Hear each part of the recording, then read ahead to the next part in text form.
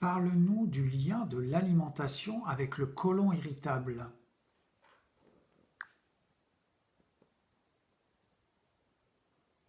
Côlon irritable. Est-ce que votre assiette change vraiment? Vous avez le ventre qui gonfle, des douleurs, des gaz, un transit qui fait le yo-yo entre constipation et diarrhée. On appelle ça le irritable bowel syndrome, le côlon irritable. Et dans énormément de cas, l'alimentation joue un rôle central.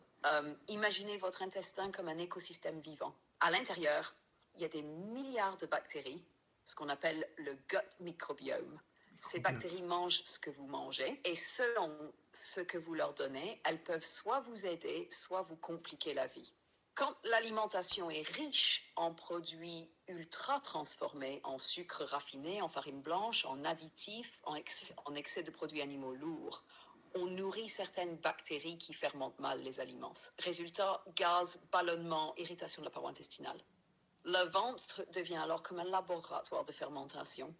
À l'inverse, quand on apporte des aliments plus simples et plus vivants, fruits, légumes, fibres naturelles, parfois des aliments fermentés, on nourrit plutôt des bactéries qui produisent des substances apaisantes pour l'intestin. L'alimentation agit aussi sur la motricité intestinale. Un intestin a besoin de fibres, d'eau et de mouvement pour fonctionner correctement. Quand l'alimentation est pauvre en végétaux et riche en aliments très concentrés, le transit peut ralentir, stagner, irriter la paroi digestive. Et il y a un troisième élément très important, le dialogue entre l'intestin et le cerveau. L'intestin est connecté directement au système nerveux par ce qu'on appelle gut-brain axis. Le stress influence l'intestin, mais l'état de l'intestin influence aussi le cerveau et l'humeur. C'est pour ça que beaucoup de personnes avec un côlon irritable sentent leur ventre se contracter quand elles sont stressées et se détendre quand elles mangent plus simplement. Dans la pratique, beaucoup de gens observent des améliorations quand ils mangent plus d'aliments bruts, réduisent les produits ultra transformés, diminuent certains aliments difficiles à digérer, réintroduisent progressivement des fibres végétales adaptées. Le corps n'est pas un ennemi. Un côlon irritable est souvent un signal. Le système digestif dit simplement « ce que tu m'envoies est difficile pour moi ». Quand on simplifie l'alimentation, quand on revient vers des produits plus naturels et plus digestes, l'intestin retrouve souvent peu à peu son calme. Parce qu'au fond, l'intestin est un organe très intelligent. Quand on lui donne les bonnes conditions, c'est très bien revenir à l'équilibre. regenerate.com/28.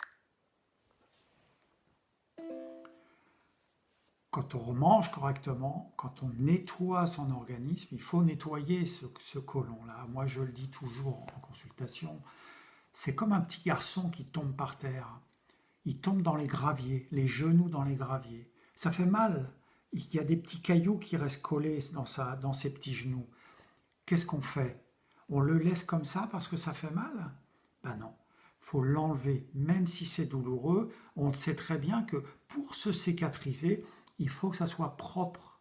Donc, pour cicatriser votre intestin poreux, votre intestin côlon irritable, il faut nettoyer, il faut purger pour pouvoir revenir dans un état de santé satisfaisant. Et bien sûr, vous rechargez des bonnes bactéries par en haut, vous enlevez le microbiote qui était responsable de tous ces déchets, de toutes ces attaques de champignons, de tout ce qu'il y a, de levures, de bactéries.